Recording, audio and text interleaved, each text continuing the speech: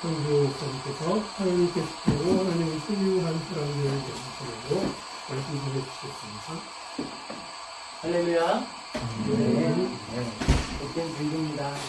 우리 오늘은 신명기를 같이 살펴볼 텐데요. 이 신명기는 모세가 남긴 마지막 책이에요. 지금 눈앞에는 약속의 땅이 보이고 있습니다. 그런데 중요한 사실이 있어요. 모세는 약속의 땅에 들어갈 수 있었을까요? 없었을까요? 못 들어갔어요.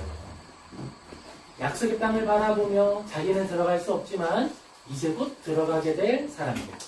광야 1세대 같이 이집트를 나왔던 사람들은 다 죽었고 이제 나왔던 사람들 중에 광야 40년을 지난 사람들만 남아서 들어갈 준비를 하는 거예요. 그 사람들에게 남겨주는 이야기입니다. 신명기 18장 1절에서 5절은 레위 지파에게 하는 당부인 거예요. 여호와는 그들의 기업이시다 라는 말을 통해서 너희들이 진정으로 소유할 분깃, 너희들이 진정으로 소유해야 할 그 소유물이 무엇인지 기억해라 라고 하는 거예요. 하나님의 백성이 이 땅에서 무엇을 참된 분깃, 나의 소유로 삼아야 하는지를 우리가 기억하면 좋겠습니다. 이 말씀을 통해서 모세의 생애 전체를 좀 생각해보고 또 우리의 삶을 비추어보고 그를 통해 우리가 진정 소유해야 할 것이 무엇인지 확인하는 저희 모든 성도님 되시기 예수님의 이름으로 축복합니다. 아멘. 인간의 생애를 소유의 관점에서 바라볼 때 모세는 어땠을까요? 모세에게 있어서 그에게 소유했던 것들, 소유되었던 것들은 어떤 게 있었을까요? 우리는 모세의 삶을 이 소유의 관점에서 생각해 볼 때 하나님의 관점, 그 섭리, 그 역설들을 확인하게 됩니다. 사실 모세는 자기의 생명 하나도 소유할 수가 없었어요. 원래 그는 어떤 운명을 가지고 있었죠? 원래는 죽었어야 됐죠. 원래는 갈대 상자에 담겨서 물에 흘려 떠내려가는 게 그의 운명이었습니다. 갈대 상자라고 할 때 우리가 기억하는 것은 내 손에 아무런 조작 능력이 없다는 거예요. 모든 걸 하나님께 맡긴다는 거예요. 살아있는 것, 죽는 것, 떠밀려가는 것, 그 어떤 것 하나 우리가 개입할 수가 없습니다. 모세의 삶은 무소유의 시작이었어요. 그렇게 자기의 생명조차 지키지 못했던 모세가 떠밀려간 것이 하나님 섭리의 시작이었습니다. 그리고 자기가 책임질 수 없는 자기의 생명을 하나님이 지키시는 것을 경험하면서 성장했습니다. 생명을 지킬 수도 없는 사람이 어떤 교육을 받게 됐죠? 왕의 계보에 소속되어서 왕의 교육을 받을 수 있었고요. 그 보호 아래 머물렀습니다. 내가 할 일이 없어요. 내가 할 일은 맡긴 것밖에 없습니다. 떠밀려간 것밖에 없습니다. 그렇게 살아내기 시작했어요. 모세의 생애는 자기 소유 없음이라고 하는 것을 드러내는 내용 자체였던 것이죠. 그러나 하나님의 섭리로 바로 공주의 아들로 자라게 되면서 자신이 얻은 것이 하나도 없다라고 하는 것을 조금씩 깨달아가는 거예요. 그런데 젊은 날의 모세는 그걸 알았을까요? 젊은 날의 모세는 그걸 몰랐어요. 하지만 무엇은 알았냐면 사명은 알았어요. 내가 이 땅 가운데 해야 할 일이 있다라고 하는 걸 알았습니다. 내가 이집트에 지금 노예처럼 부여지고 있는 히브리인 중에 하나다라고 하는 인식은 가지고 있었어요. 히브리인 중에 하나로서 왕족으로서 내가 교육받고 있다라고 하는 걸 보면서 묵상을 하면서 생각하는 거예요. 내가 언젠가는 우리 중에 살고 있는, 이집트 속에 살고 있는 이스라엘 사람들을 보호하는 사람이 되겠구나 라는 사명의식을 가지고 있었어요. 그게 표출된 사건이 있었습니다. 뭐였을까요? 살인사건이었어요. 내가 이스라엘 사람들을 보호해야 한다라고 하는 사명 때문에 이집트 사람을 죽이게 됩니다. 그런데 그렇게 나타난 일이 이스라엘 사람들에게 득이 되었을까요? 아니죠. 오히려 모세가 도망자가 되어 떠나는 사건의 시작이 되었습니다. 그렇게 떠났습니다. 그리고서 한두 해를 보낸 게 아니에요. 무려 80세가 될 때까지 머물게 됩니다. 그 80세라고 하는 시간은 어떤 의미였을까요? 다시 한번 확인하는 거예요. 내가 내 손으로 이룬 것이 없고 내가 내 손으로 할 수 있는 것이 없다라고 하는 걸 확인하는 시간, 그 포기가 일어나는 데 필요했던 시간이 80이었어요. 모든 것을 포기하고 나는 광야에서 양치는 자로 그렇게 먼지가 되겠지. 그렇게 흘러가고 지나가는 날들 속에 묻혀 있을 때 비로소 준비가 된 거예요. 진정한 준비가 된 것이었습니다. 모세의 자기 생애 전체에서 자기 몫을 주장한 때는 실패한 때였어요. 그리고 자기 몫을 주장할 수 없게 된 때가 바로 모세의 시간이었습니다. 하나님이 그의 몫이 되시고 하나님이 그의 능력이 되시고 하나님이 그의 사명 그 자체가 되셨습니다. 신명기 18장의 분배 규정이 모세의 입에서 나올 수 있는 이유예요. 모세야말로 진정한 소유가 무엇인지를 이해할 수 있는 사람이었거든요. 다른 사람이 설명하면 오해가 생기고 다른 사람이 설명하면 그 안에 온전한 전달이 이루어지기 힘들었을 거예요. 그런데 모세이기 때문에 모두가 납득할 수 있는 방식으로 전달될 수 있었거든요. 제가 좋아하는 신학자들이 몇 명 있습니다. 다들 살아있을 때는 성공하지 못했어요. 죽은 다음에 유명해졌죠. A.W. 토저라는 분이 계세요. 살아계실 때는 미약하셨죠. 하지만 죽어서도 지금까지 설교하는 조금 목사님이십니다. 그러면 이렇게 말합니다. 하나님을 소유한 사람은 모든 것을 가진 사람이다 라고 말하는 책을 쓰셨어요. 그런데 만약에 이분이 굉장히 큰 목회를 하면서 부유함을 누리시면서 사시고 이런 책을 쓰셨다 그러면 저는 그 책을 읽으면서 위로함을 받기 어려웠을 것 같아요. 그런데 그의 일대기를 보고 마지막 죽는 순간에 내 비석에는 그냥 하나님의 사람 A.W. 토저라고만 적어주세요 라고 하고 아무것도 남기지 못하고 떠나는 모습을 보고 그가 남긴 책을 봤을 때 그가 전한 메시지가 우리 마음에 와서 닿습니다. 모세는 이스라엘 민족을 약속의 땅 가나안 접경까지 인도했습니다. 그러나 들어가지 못했어요. 그리고 그러한 시각 속에서 모세를 바라보면 누군가는 이렇게 평가할 수 있겠죠. 실패자다. 모세가 이스라엘 사람들을 이집트에서 꺼내서 나온 목표가 뭐였어요? 이스라엘 사람들을 약속의 땅으로 데려가는 게 목표였어요. 목표라는 관점에서 모세는 목표를 달성하지 못했죠. 그러니까 실패자죠. 하지만 그 과정으로서의 모세의 삶을 보면 다릅니다. 하루하루를 하나님과 동행했고 이스라엘 사람 모두가 하나님을 바라보며 걷고 서는 훈련을 감당할 수 있도록 조교 역할을 했어요. 자기의 삶을 태우고 녹여가면서 어떤 훈련을 한 거냐면 나아가는 것과 서는 것, 그 두 가지 훈련을 감당한 거예요. 그의 인생은 약속의 땅에 들어갔느냐 안 갔느냐가 중요한 게 아니라 그가 하루의 순종에 성공했느냐 안 했느냐로 평가되는 것입니다. 우리의 삶도 그래요. 우리의 삶도 그렇습니다. 우리가 무엇을 거창한 걸 이루고 자랑할 만한 걸 이루고 대단한 걸 만들어내면 좋은 평가를 받는다. 이건 세상의 평가죠. 그렇죠? 하나님의 평가는 조금 달라요. 하나님의 평가는 오늘입니다. 순간이고 지금입니다. 나아가고 멈춰서는 모든 순간에 무엇을 바라보고 있는가? 내가 가야 할 목적지를 생각했다 그러면 이스라엘 사람들은 출애굽하고 늦어도 20일 안에는 들어갈 수 있었을 거예요. 목적지만 바라봤다면 그랬겠죠. 하지만 하나님을 바라보았기 때문에 하나님이 목표가 되었기 때문에 그들은 40년의 시간을 살아냈던 거예요. 그리고 그 삶은 하나님과 영광스러운 동행이었고 축복이었습니다. 심지어 하나님은 에스겔서를 통해서는 그 시간이 바로 우리가 보냈던 신혼여행이었지? 라는 표현도 하시죠. 하나님께는 그거는 신혼여행이었어요. 이스라엘 사람들에게는 조금 다르게 평가될 수 있겠지만 그렇습니다. 신명기 18장 1절에서 5절은 레위 지파에게 분깃이 없다라고 하는 선언을 중심으로 전개되고 있습니다. 본문은 다음과 같이 말하고 있죠. 레위 제사장과 레위 온 지파는 이스라엘 중에 분깃도 없고 기업도 없을 것이다. 여호와께서는 그들의 기업이시다. 근데 이것은 행정적인 규정이 아니라 하나님께서 친히 레위인의 분깃이 되신다라고 했던 선언이었습니다. 너희들은 아무것도 갖지 마 라고 끝났으면 불공평한 거 아니에요? 그랬는데 오히려 내가 너희의 소유가 될 것이다 라고 말씀해 주셨기 때문에 이거는 불공평한데 라는 말이 반대로 나오는 거예요. 하나님이 소유가 되어 주신다고? 그러면 너무 많이 주시는 거 아닌가? 이것은 바로 이스라엘 사람들 중에서도 하나님의 말씀을 맡을 자들, 하나님과 동행하는 자들, 레위인들에게 단순한 재산이 아니라 관계적 소유가 되게 하겠다라는 거예요. 이스라엘 사람 중에 레위인은 나의 소유가 되고 나는 그들의 소유가 된다라는 거예요. 관계적 소유. 서로가 소유됨을 상호 교류한다라는 거예요. 하나님이 자신의 백성에게 주시고 또한 그들을 하나님이 받아주신다라는 것이죠. 언약적 선물됨입니다. 근데 사실 이것은 레위인에게만 한정된 것이 아니라 언약의 확장과 설명에 의해서 오늘날 우리에게까지 연결되고 있는 것이죠. 조금 후에 한 번 더 살펴보도록 하겠습니다. 레위인은 땅을 소유하지 않습니다. 하지만 하나님을 소유하는 거예요.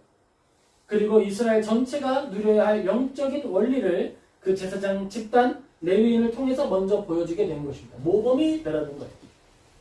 신명기 18장 1절은 레위인들, 곧 레위 사람들의 모든 지파는 이스라엘 중에 분깃도 없고 기업도 없을지니 여호와의 화제와 그 기업을 먹을 것이다 라고 선언합니다.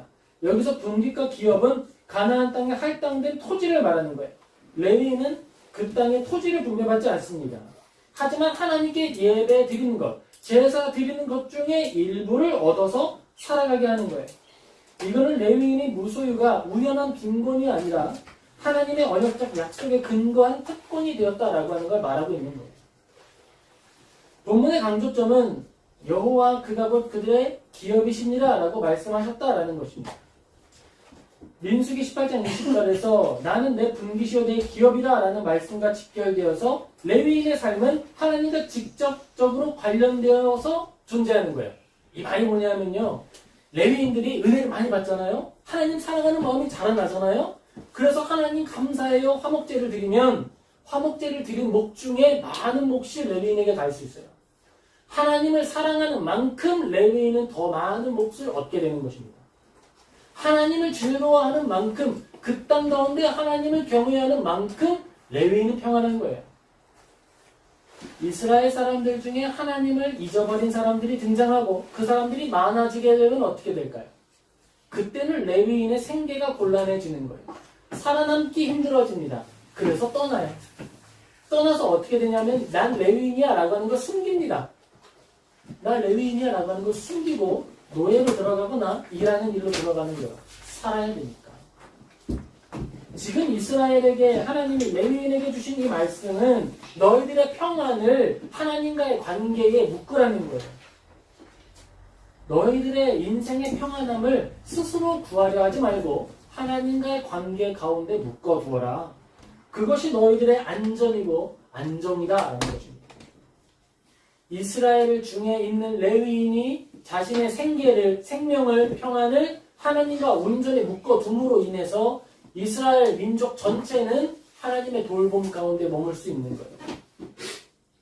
그렇게 자기의 모든 것, 자기의 생명을 하나님께 온전히 묶어두는 것이 이들에게 주어진 내가 너희의 분깃이다 라고 하는 말씀의 의미였습니다. 예배의 진정성, 영적인 건전성, 거기에 삶을 묶어둔다라는 것이죠. 우리가 읽었던 말씀 민수기 18장 3절에서 5절은 제사장에게 주어지는 구체적인 목, 희생제물의 어깨와 두 볼, 위, 곡물, 포도주, 기름, 첫 소산 이런 것들이 제사장이 백성 가운데 여호와의 이름으로 서서 섬기는 직분을 감당하는 대가다라고 이야기하고 있는 거예요.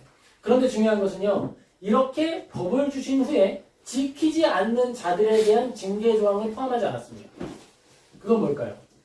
이 법을 지키는 것은 은혜의 법 가운데 주어지는 것이지 징계를 통해 강제적으로 실현될 일이 아니다라는 거예요. 하나님께서 우리에게 주신 법은 참 특이한 거예요.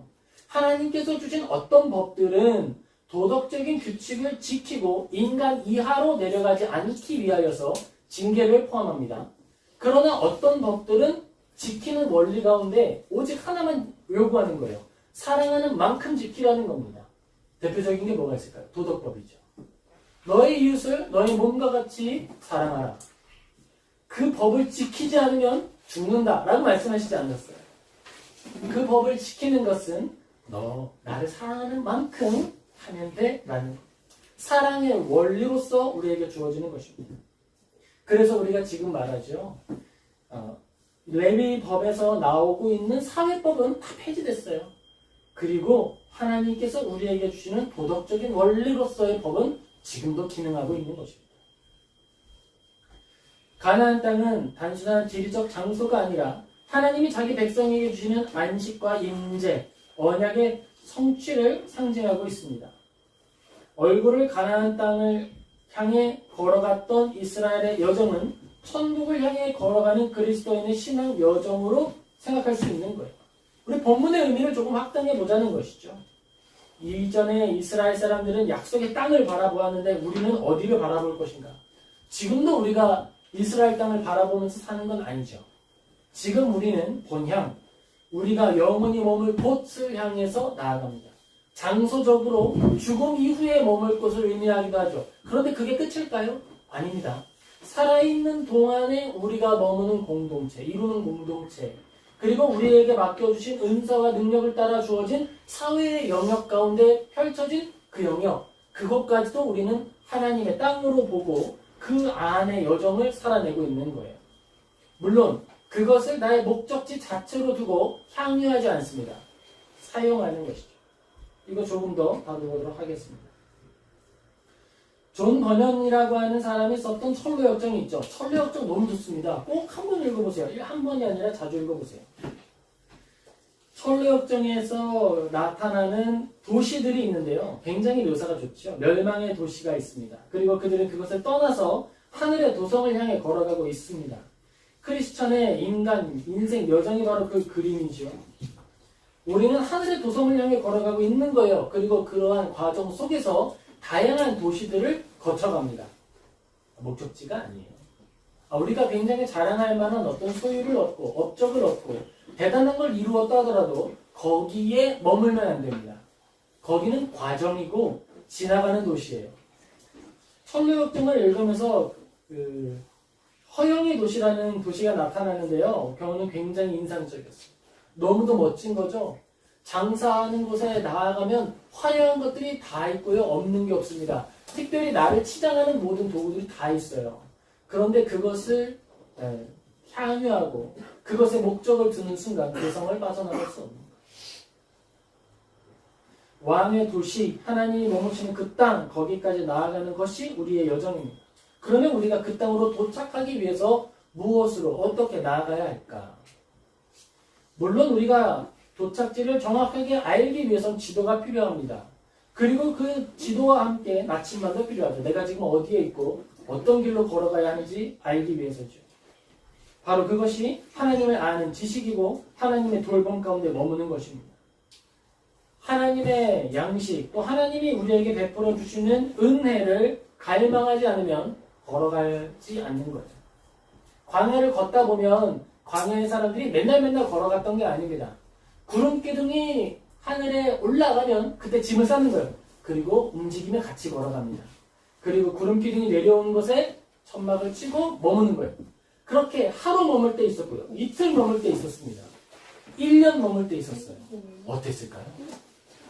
그쯤 되면, 그렇게 지나가는 때쯤 되면 생각할 거예요. 여기서는 살아도 되겠다. 너무 좋다. 물도 좋고 여기 주변의 풍경도 너무 좋다. 그런데 구름 기둥이 떠나면 떠나야 됩니다. 머물면 약속의 땅에 들어갈 수 없는 거예요. 윌리엄 엠스라고 하는 사람이 있어요. 신앙의 정수라고 하는 책을 썼는데요. 많은 부분에 있어서 우리가 어떻게 신앙을 추구해야 하는지, 우리의 신앙은 어떤 형태를 가지고 있는지를 굉장히 조직적으로 설명하고 있습니다. 굉장히 좋은 책이에요. 그런데 여기에서 두 가지를 설명합니다. 사용과 향유함에 대해서 설명하고 있어요. 이 둘은요 다릅니다. 사용하는 것과 향유하는 것의 아주 구체적인 차이는 목적이 될 수 있느냐라는 거예요. 그것 자체로 목적이 될 수 있는 것들은 향유한다라고 표현합니다. 그것 자체로 목적이 될 수 없고 오히려 목적을 위해 소모되는 것, 사용된다라고 표현을 하는 거예요. 자, 그러면 제가 하나씩 말을 할 테니까 이것은 향유할 것인지 사용할 것인지 생각해 보도록 하겠습니다. 자, 하나님은 사용하는 건가요? 향유하는 건가요? 향유하는 거예요. 하나님은 하나님 자체로 목적이 되십니다. 그래서 하나님을 추구하는 삶이 목적을 이룬 삶이 되는 거예요. 그것 자체로 목적이 충분히 이루어지는 것입니다. 그래서 그리스도인은 고난을 이길 수 있어요. 하나님이 우리의 목표가 되시고 우리의 소유가 되시고 그것 자체가 향유할 만한 것이기에 우리는 고난을 이기고 우리가 감당해야 할 모든 것을 짊어진 후에 천국을 향해 걸어갈 수 있습니다. 자, 그러면 돈은 어떨까요? 향유해야 할 것인가요? 사용해야 할 것인가요? 그건 사용하는 거예요. 사용하는 것입니다. 목적을 위해 사용하는 거예요. 그러면 이건 좀 어려울 수 있어요. 사람은 어떨까요? 사람은 사용하는 것입니까? 향유하는 것입니까? 사람은 향유하는 거예요. 사람은 향유합니다. 어떻게 그럴 수 있을까요? 예수 그리스도는 온전한 사람이시고 온전한 하나님이십니다. 우리는 예수 그리스도를 향유합니다. 예수 그리스도께서 우리에게 자신을 베풀어 주셨기에 우리는 그 예수님을 마음껏 누리며 예수님을 사랑하며 그것 자체로 목적을 이룬 삶을 살 수 있는 거예요. 그리고 나를 사랑하는 것 같이 그것은 완성되지 않죠? 어떻게 해야 되죠? 나의 이웃을 사랑해야 됩니다. 그렇게 해서 우리의 이웃은 향유할 대상이 되어서 우리가 이웃을 섬기고 이웃을 돌보고 나누고 베풀 수 있다면 그것으로 그 삶은 목표를 이루는 삶이 되는 거예요. 여기서 주의해야 합니다. 우리가 사업을 하거나 우리가 큰 어떤 능력을 이루게 되고 권위를 가지게 되면 사람을 사용하게 되는 자리에 갈 수 있어요. 그런데 그 부분에 있어서 우리는 스스로 절제해야 됩니다. 사람을 사용하는 것이 아니라 사람은 향유하는 것이다. 그러므로 사람에게 있어서 언제나 긍휼과 사랑은 함께 되어야 합니다. 그렇지 않은 것이 죄가 되는 이유가 여기 있습니다. 사람에게 베풀어진 인간의 모습 속에는 하나님의 형상이 주어져 있는 거예요. 그러므로 하나님이 우리에게 주어진 목적이 되어야 할 것을 사용하게 되면 온전히 취급하지 않는 것이므로 죄가 되는 것입니다. 우리는 그 부분에서 고민을 늘 하면서 살아가야 합니다. 이 관점에서 그리스도인은 삶의 필요와 기쁨을 하나님께 묶어두는 삶으로 기울어지게 되는 것입니다. 하나님의 사랑, 하나님이 우리에게 베풀어 주신 사랑, 그것이 내 안에서 그리고 우리가 함께하고 있는 관계 가운데에서 재생산되는 거예요. 그렇게 서로 사랑함으로 우리는 목적을 이룬 삶을 사는 거예요. 제가 제 아이들을 사랑하고 함께하는 모든 분들을 사랑하는 것, 그것으로 이 자리의 목표는 완성된 것이에요. 우리 성도가 100명이 되고 1000명이 되지 않으면 목표 미달성이다. 그러니까 우리는 실패다. 아니죠. 우리가 살아가는 오늘 이 예배의 자리로서 우리는 성공했습니다. 그리고 우리가 나아가서 교회를 개척하고 우리가 나아가서 말씀을 선포할 때에도 그것 자체로 성공한 거예요. 내가 전도했을 때 사람이 돌아와야만 성공이 아니라 광야의 허허벌판에 울리는 메시지로서 하나님의 음성이 전파된 것으로 목표가 이루어진 거예요. 그 가운데 우리가 충만함을 얻을 수 있으면 좋겠습니다. 특별히 이제 A.W. 토저 목사님을 제가 예를 들었는데요. 그분이 이제 일화 가운데 이런 게 있어요. 그분이 시대상으로는 마틴 로이드 존스 목사님이라고 하는 유명한 목사님하고 겹치시거든요. 그분이 찾아가는 거예요. 이제 공항에 온다 그래서 찾아간 적이 있었는데 거기서 이제 막 사람들이 인파 가운데 떠밀리면서 하는 거죠. 당신은 하나님의 말씀에 대해서 진실하게 믿음의 말씀을 전하고 있는 거냐? 왜냐하면 번영이나 사람들이 좋아하는 메시지에 기울어져 있는 거 아니냐, 치우쳐져 있는 거 아니냐라고 이야기를 하는 거예요. 이해는 돼요. 이해는 되는데 그가 했던 그 모습, 그것들 가운데에 고민하게 되는 거죠.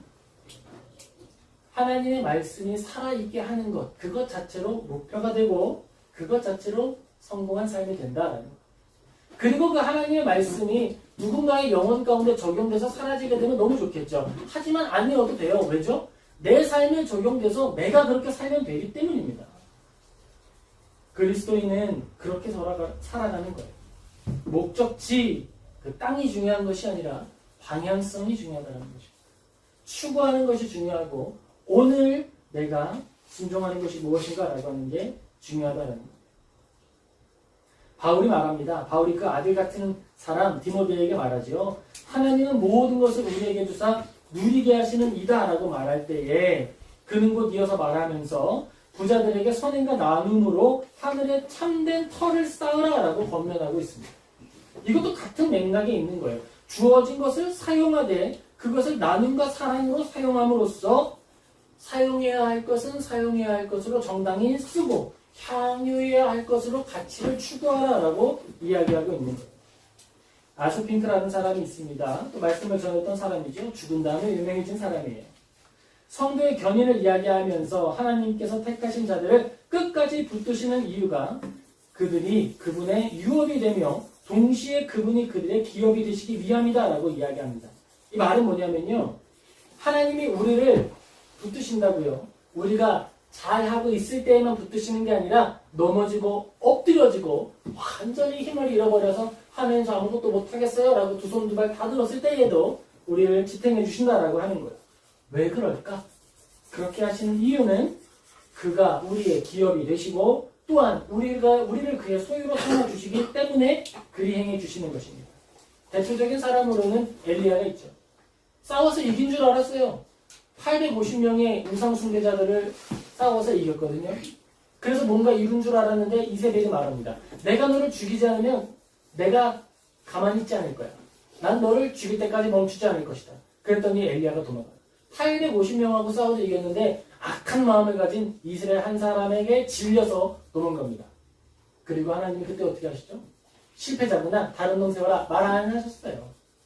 오히려 음식을 준비하시고 그를 주물러 기운을 얻게 하시고 야, 갈 길이 멀다. 다 가지 못할까 걱정된다. 또 가자. 또 이끌어서 가십니다. 우리를 부르시고 인도하시는 하나님의 인도하심이 그렇습니다. 아브라함을 한번 생각해 볼까요? 아브라함을 생각해 볼 때에도 우리는 그의 목적지가 무엇이었는지 생각해 보게 됩니다. 아브라함의 목적지는 무엇이었을까요? 모리아와 같이 많은 자손을 얻을 것이라는 약속을 주셨죠. 그럼 어떻게 해야 돼요? 숨 쉬지 말고 생육하고 번성해야 돼요. 그것이 목적이었다 그러면 아이 둘만 낳았던 아브라함은 실패죠. 그런데 그게 아니었습니다. 과정이었어요. 그 삶의 내용이 중요했습니다. 아브라함의 삶에 있어서 제가 생각하는 하이라이트는요. 소돔과 고모라를 침략해서 다 가져갔던 그 사람들, 롯을 추적해서 따라가는 아브라함의 모습입니다. 전쟁에서 승리하는 것도 물론 중요하겠죠. 그런데 그 뒤가 너무 멋있는 것 같아요. 소돔의 왕이 말합니다. 이 재산 다 가져가도 됩니다. 나는 사람만 주십시오. 그랬더니 아브라함이 이야기하죠. 내가 아브라함으로 치부하게 하였다 할까 하여 너에게 속한 것은 실 한 오라기 하나, 신발끈 하나도 가져가지 않겠다라고 말하면서 다 돌려줍니다.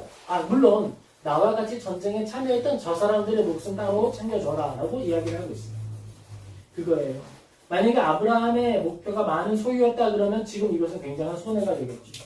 만약에 아브라함의 목표가 무조건 자녀를 많이 낳는 것이다 라고 했다면 약속의 사람을 두고서 자녀를 얻는 것에 그치지 않았겠죠. 하지만 그는 그 모든 과정과 그 모든 삶의 내용을 하나님으로 채워 넣었습니다. 그랬기에 그의 삶에 의미가 있었고 가치가 있었습니다. 바로 그것이 하나님을 향유하는 자의 삶이었고 하나님께 소유된 자의 삶이었습니다. 우리가 여기에서 조금 더 나아가서 이 의미를 확대해 보도록 하겠습니다. 우리가 오늘 살펴본 성경 본문의 적용 대상은 레위인이라고 적혀 있죠. 그런데 그러면 나는 레위인 아니니까 괜찮아 라고 말할 수 있을까요? 나는 목회자가 아니니까 괜찮아 라고 말할 수 있을까요? 아닙니다, 여러분. 종교개혁을 통해서 우리가 확인한 게 있죠. 모든 사람은 제사장이다.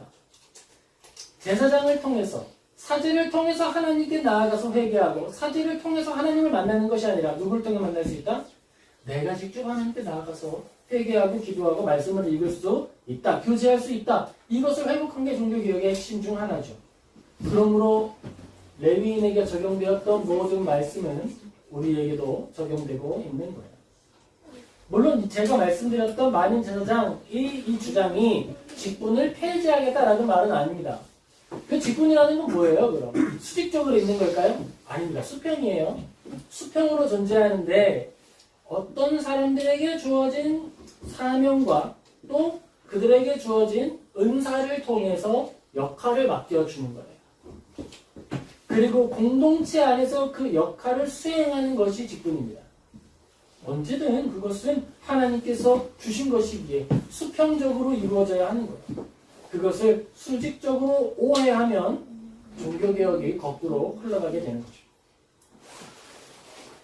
베드로전서 2장 5절과 9절에서는 교회를 거룩한 제사장들, 왕같은 제사장들이라고 부르고 있고요. 요한계시록 1장 6절에서는 그리스도께서 우리를 하나님을 섬기는 나라와 제사장 삼으셨다라고 증언하고 있습니다. 성경 자체가 우리가 그 말을 하고 있는 거예요. 그러면 우리는 어떻게 적용할 수 있을까요? 우리가 하나님 안에서 살아갈 때 사용해야 할 것과 향유해야 할 것을 구별해야 할 사명이 있다라고 하는 걸 기억할 수 있습니다. 그거는 성도에게 주어진 사명입니다. 내가 하나님 말씀 들었고 예배에 참여했으니까 내 사명은 끝났다가 아니고 오늘 말씀을 들었으면 그 말씀이 과연 그러한가 살펴보는 게 성도의 역할인 거예요. 그리고 그것이 하나님의 말씀에 적합하고 온전한 것이라면 나의 삶에 실행되도록 해야 돼요. 그것이 우리의 역할입니다. 아브라함 카이퍼는 만인 제사장에 대한 이 이야기를 하면서 삶의 모든 영역에서 그리스도의 주권을 드러내는 소명으로 해석하고 있습니다. 가정, 직장, 문화, 정치의 자리를 모두 재단으로 삼아서 하나님께 봉헌해야 한다라고 강조하는 거예요. 그런데 이걸 오해하면 안 됩니다. 이걸 오해해서 나타나는 게 성시화 운동이에요. 이걸 그럼 어떻게 실행할 것이냐? 나는 하나님께 속했죠. 그런데 하나님께 속한 나는 또 다른 소속 단체를 가지고 있어요. 어디에 속해 있냐면 시민으로서 국가에 속해 있습니다. 그러므로 우리가 시민의 역할을 감당할 때에 하나님이 주신 양심을 따라 선택하는 거예요. 어떤 방식으로요? 투표하는 방식으로. 온전하게 하나님의 뜻에 맞춰진 방식으로 나아가는 거예요. 법을 준수하고 사랑하고 법이 닿지 않을 때에는요. 사랑의 법을 따라 법이 규정하지 못하는 돌봄을 베푸는 거예요. 그게 교회의 원리이고 성도의 원리입니다. 우리 교회 몇만 명 되니까 이것으로 정당을 만들어서 절대 안 돼요. 그것은 분리되어 있는 거예요. 시민으로서 개인이 참여할 수 있고 그 양심의 영역에서 교회가 존재하는 거예요. 교회의 역할은 시민의 양심을 새롭게 하는 것입니다. 거기에 한계가 있는 거예요. 잘 기억해야 합니다. 또한 신약은 그리스도 안에서 성도가 하나님의 상속자요 그리스도와 함께한 상속자라고 선언합니다. 에베소서 1장 13절에서 14절은 성령을 말하면서 우리 기업의 보증이라고 말하고 구원받은 자들이 장차받을 기업, 하나님과 함께하는 새하늘과 새 땅을 미리 소유하도록 인치시는 분으로 설명하고 있습니다. 윌리엄 엠스는 이를 두고서 믿음으로 말미암는 의롭다 하심과 양자됨 이것이 장차 올 기업을 보증하는 언약적 근거다라고 이야기하고 있고 성도는 이미 그 기업의 첫 열매를 맛보며 산다라고 설명하고 있습니다. 이 말을 조금 더 쉽게 설명하고 우리에게 적용하면 어떻게 될까요? 그건요, 우리가 이 땅을 살아가는 동안에 하나님 도와주세요 라고 말할 수 있다라고 하는 그 사실, 하나님이 우리를 사랑하십니다 라고 외치는 그 선언이 나에게 위로가 된다는 그 사실, 그것이 우리가 하나님께 속했다라고 하는 증거이며 하나님이 나의 소유 되신다라고 하는 증거가 된다라는 거예요. 성령님을 묵상할 때마다 참 감사합니다. 왜냐면 얼마나 겸손하신지 몰라요. 우리 안에 함께 하시죠. 우리 안에 함께 하시면서 늘 말씀하여 주십니다. 자기의 언어를 새롭게 말씀하시는 것이 아니라 성경을 깨닫게 하시고 성경을 이해하게 하시고 이해한 성경과 나의 삶이 충돌할 때 회개할 마음을 주십니다. 그게 성령님의 역할이에요. 보증이 되어주시죠. 변호사가 되어주십니다. 우리가 차마 내 양심에 하나님께 나아가지 못하겠다라고 파산을 선언할 때조차 오셔서 말씀하시죠. 그런 너를 구원하기 위하여서 십자가가 존재합니다. 우리를 다시 십자가로 인도하시는 분이 성령님이십니다. 여러분, 내가 정말 하나님의 소유가 되셨을까? 너무 큰 고난 앞에서 이런 생각 들 때 있어요. 그때 여러분 기억해 보자고요. 하나님의 말씀 그리고 예수님이라는 그 이름이 나에게 위로가 되고 있나요? 그렇다면 나는 하나님의 소유가 된 거고요. 우리 마음 가운데 그 위로가 존재한다면 하나님이 우리 소유가 되어주신 거예요. 이미 되어주셨다라는 거예요. 그리스도인의 누리는 진정한 위로와 평강, 소유됨, 하나됨은 하나님과 동행하면서 누리는 평안입니다. 죽어도 평안하죠. 내일 어떤 일이 어떻게 찾아오게 될지 몰라도 평안할 수 있습니다. 그것은 나의 모든 능력으로 문제를 해결할 수 있기 때문이 아니라 내가 하나님께 소유되었다라고 하는 것을 알기 때문이에요. 믿기 때문입니다. 하나님을 사랑하는 만큼 하나님이 나에게 소유된 만큼 우리는 평안할 수 있는 거예요. 하나님을 떠난 평안, 하나님을 떠난 편안함은 심판 아래에 머물고 있는 안일함입니다. 우리가 그걸 잘 구별할 수 있으면 됩니다. 윌리엄 엠스는 신앙의 정서에서 신자의 삶을 하나님을 향해 나아가 그분을 누리는 영적인 행위로 규정하고 있습니다. 이 향유함은 믿음과 회개, 순종을 통해서 구체화된다라고 이야기하고 있는 거예요. 하나님을 소유한다라고 하는 것은 추상적인 개념이 아닙니다. 우리 삶에 실제하는 거예요. 절대로 그것을 추상적인 개념으로 이해하시면 안 됩니다. 성령님을 소유한다라고 하는 것도 추상적인 개념으로 이해하시면 안 됩니다. 주는 그리스도시요 살아계신 하나님의 아들이십니다라고 내 입술로 고백할 수 있고 내가 그것을 믿는다면 내 안에 성령님이 존재하시는 거예요. 내 안에 성령님이 존재하지 않으신다면 이 자리에 모여서 예배할 가치와 의미를 부여할 수도 없겠죠. 다른 데서 찾는 것이 아니라 바로 그러한 삶의 실제로부터 발견하는 거예요. 성령님은 능력으로서 우리 안에 실제하십니다. 그리고 살아가게 하십니다. 처음의 역정에서 크리스천이 허영의 시장에서 많은 유혹과 박해 가운데서도 머무르지만 거기에서 완전히 떠나지 않기를 바라지 않습니다. 그것이 바로 하나님의 분깃으로 삼는 신자의 시선이에요. 우리 삶에 늘 결핍이 있을 거예요. 우리 삶에 늘 갖지 못함이 있을 겁니다. 모세처럼 내가 하나님이 이런 사명을 주셨는데 라고 생각하는 게 이루어지지 못한 채 삶이 끝날지도 모르겠어요.